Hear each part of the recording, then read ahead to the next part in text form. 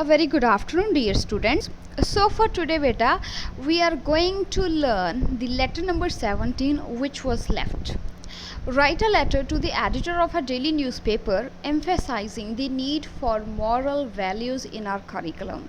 Now I know that all of you easily know the meaning of moral values because in our school it is taught. So moral values की हो गई नैतिक जड़ियाँ कदरां कीमतां होंदियां, that is called moral values. curriculum की हुंदा वा राजे ਜਿਹੜਾ ਵੇ group ਹੁੰਦਾ ਵਾ ਸਬਜੈਕਟਸ ਦਾ ਜਿਹੜੇ ਵੀ ਸਕੂਲ ਦੇ ਵਿੱਚ ਸਟੱਡੀ ਕਰਵਾਏ ਜਾਂਦੇ ਆ ਉਹ ਸਾਰੇ ਨੂੰ ਕੰਬਾਈਨ ਕਰਕੇ ਆਪਾਂ ਕਰਿਕੂਲਮ ਕਹਿ ਦਿੰਦੇ ਆ। ਤੁਸੀਂ ਲੈਟਰ ਲਿਖਣੀ ਹੈ ਨਿਊਜ਼ਪੇਪਰ ਦੇ ਐਡੀਟਰ ਨੂੰ ਜਿਹਦੇ ਵਿੱਚ ਤੁਸੀਂ ਕਿਹੜੀ ਚੀਜ਼ ਦੇ ਉੱਪਰ ਐਮਫੈਸਾਈਜ਼ ਕਰਨਾ, ਜ਼ੋਰ ਦੇਣਾ ਵਾ, ਫੋਕਸ ਕਰਨਾ ਵਾ ਕਿ ਜਿਹੜੀ ਨੀਡ ਆ, ਜ਼ਰੂਰਤ ਆ ਮੋਰਲ ਵੈਲਿਊਜ਼ ਦੀ ਅੱਜ ਕੱਲ੍ਹ ਦੇ ਕਰਿਕੂਲਮ ਦੇ ਵਿੱਚ। So we will start our letter to the editor, then name of the newspaper, the Indian Express, the name of the city where the newspaper is published. So that is Chandigarh. Next one is subject, and what will you include in the subject? Emphasizing the need for moral values in curriculum. That will be the subject, all right, of the letter. Now we will start our letter. So write the salutation, sir or respected sir or ma'am, whatever you want to write. Now we will start our letter. Kindly allow me to express my views in the correspondence columns of your newspaper. ਕਿਰਪਾ ਕਰਕੇ ਮੈਨੂੰ allow ਕਰੋ ਤਾਂ ਕਿ ਮੈਂ ਜਿਹੜੇ ਆਪਦੇ views ਆ ਉਹ ਤੁਹਾਡੇ ਨਿਊਜ਼ਪੇਪਰ ਦੇ ਵਿੱਚ ਐਕਸਪ੍ਰੈਸ ਕਰ ਸਕਾਂ। It is lamented by all right thinking people that modern society is suffering from a moral vacuum. ਕਹਿੰਦੇ ਜਿਹੜੀ ਅੱਜ ਕੱਲ੍ਹ ਦੀ ਮਾਡਰਨ ਸੋਸਾਇਟੀ ਆ ਉਹ ਕਿਹੜੀ ਚੀਜ਼ ਤੋਂ ਸਫਰ ਕਰ ਰਹੀ ਆ ਰਾਜੇ, ਕਿਹੜੀ ਚੀਜ਼ ਤੋਂ ਪਰੇਸ਼ਾਨ ਆ? ਮੋਰਲ ਵੈਕਿਊਮ ਤੋਂ, ਕਿ ਲੋਕਾਂ ਦੇ ਵਿੱਚ ਮੋਰਲ ਵੈਲਿਊਜ਼ ਦਿਨ ਬਾਏ ਦਿਨ ਘਟਦੀਆਂ ਨੇ। ਇਹ ਕਿਹਦੇ ਦੁਆਰਾ ਸੋਚਿਆ ਜਾਂਦਾ ਵਾ? ਜਿਹੜੇ ਲੋਕਾਂ ਦੀ ਸੋਚ ਬਿਲਕੁਲ ਸਹੀ ਆ, right thinking people. There is no place for moral values in our society.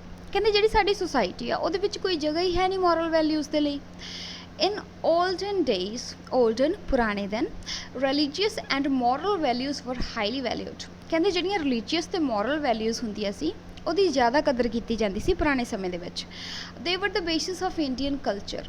ਅਸਲ ਦੇ ਵਿੱਚ ਉਹੀ ਭਾਰਤੀ ਜਿਹੜਾ ਕਲਚਰ ਆ ਉਹਦਾ ਬੇਸ ਸੀਗੀਆਂ। ਵੀ ਟੁਕ pride in ਵੈਲਿਊਇੰਗ them.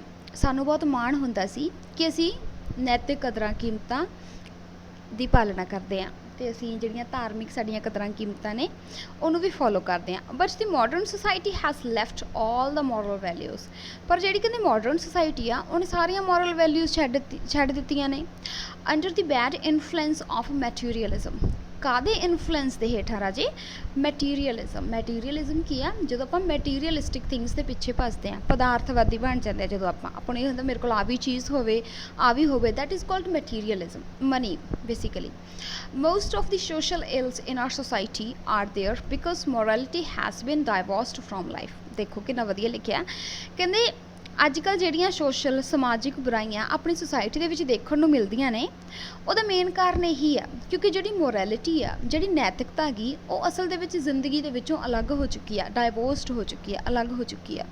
It has been thrown in the background. ਇਹ ਕਿੱਥੇ ਸੁੱਟ ਦਿੱਤੀ ਗਈ ਆ? ਬੈਕਗਰਾਊਂਡ ਦੇ ਵਿੱਚ ਸੁੱਟ ਦਿੱਤੀ ਗਈ ਆ, ਮਤਲਬ ਕੋਈ ਵੈਲਿਊ ਨਹੀਂ। Next paragraph. There is an urgent need for rebuilding our society on moral values. ਅੱਜ ਕੱਲ੍ਹ ਕਹਿੰਦੇ ਬਹੁਤ ਹੀ ਅਰਜੈਂਟ, ਬਹੁਤ ਜ਼ਰੂਰੀ ਜਿਹੜੀ ਲੋੜ ਆ ਕਿ ਜਿਹੜੀਆਂ ਆਪਣੀ ਸੁਸਾਇਟੀ ਆ ਉਹਦੇ ਵਿੱਚ ਜਿਹੜੀਆਂ ਮੋਰਲ ਵੈਲਿਊਜ਼ ਆ ਉਹ ਦੁਬਾਰੇ ਬਿਲਡ ਕੀਤੀਆਂ ਜਾਣ, ਲਿਆਂਦੀਆਂ ਜਾਣ। ਮਤਲਬ ਫॉर ਦਿਸ ਪਰਪਜ਼, ਇਸ ਦੇ ਲਈ we should introduce moral education as a necessary part of our syllabus in each subject. ਇਹਦੇ ਲਈ ਸਾਨੂੰ ਕੀ ਕਰਨਾ ਪਵੇਗਾ? ਪਹਿਲਾ ਕਦਮ ਕੀ ਹੋਊਗਾ? ਓਬਵੀਅਸ ਆ ਕਿ ਜਿਹੜੀ ਮੋਰਲ ਐਜੂਕੇਸ਼ਨ ਆ ਉਹਨੂੰ ਇੱਕ ਜ਼ਰੂਰੀ ਭਾਗ ਬਣਾਉਣਾ ਪੈਣਾ ਵਾ ਆਪਣੇ ਸਿਲੇਬਸ ਦਾ, ਚਾਹੇ ਉਹ ਕਿਸੇ ਵੀ ਸਬਜੈਕਟ ਦੇ ਵਿੱਚ ਆ। ਮਤਲਬ ਲਾ ਲਓ ਕਿਸੇ ਵੀ ਸਬਜੈਕਟ ਦੇ ਵਿੱਚ, ਜਿਵੇਂ ਮੈਡੀਕਲ ਹੋ ਗਿਆ, ਨਾਨ ਮੈਡੀਕਲ ਹੋ ਗਿਆ, ਆਰਟਸ ਹੋ ਗਿਆ, ਠੀਕ ਹੈ, ਕਾਮਰਸ ਹੋ ਗਿਆ, ਕਿਸੇ ਦੇ ਵੀ ਵਿੱਚ ਉਹ ਕਹਿੰਦੇ ਲਗਾ ਲਓ।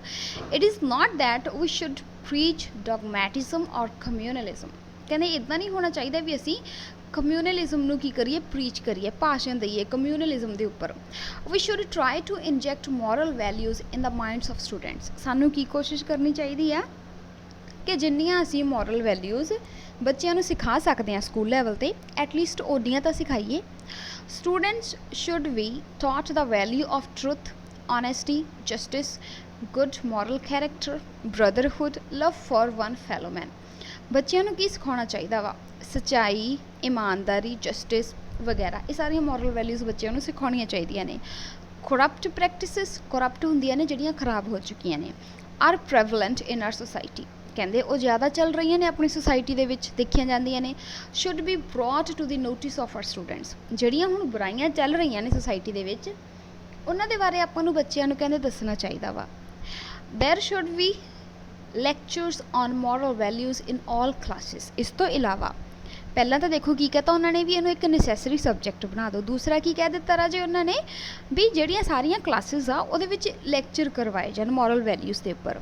ਸਮ weightage should be given to such subjects in each question paper. ਇਸ ਤਰ੍ਹਾਂ ਕਹਿੰਦੇ ਜਿਹੜਾ ਵੀ ਕੁਐਸਚਨ ਪੇਪਰ ਆ ਕਿਸੇ ਵੀ ਸਬਜੈਕਟ ਦਾ ਉਹਦੇ ਵਿੱਚ ਕੁਝ ਨਾ ਕੁਝ ਵੇਟੇਜ, ਮਾਰਕਸ ਕਹਿ ਸਕਦੇ ਹੋ, ਗ੍ਰੇਡ ਕਹਿ ਸਕਦੇ ਹੋ, ਕਹਿੰਦੇ ਮੋਰਲ ਵੈਲਿਊਜ਼ ਵਾਲੇ ਪੇਪਰ ਨੂੰ ਵੀ ਦਿੱਤੀਆਂ ਜਾਣ, ਜਾਂ ਜਿਹੜੇ ਕੁਐਸਚਨ ਪੁੱਛੇ ਜਾਂਦੇ ਆ ਇਹਨਾਂ ਨੂੰ ਵੀ ਦਿੱਤੀਆਂ ਜਾਣ ਮੋਰਲ ਵੈਲਿਊਜ਼ ਨਾਲ ਰਿਲੇਟਡ।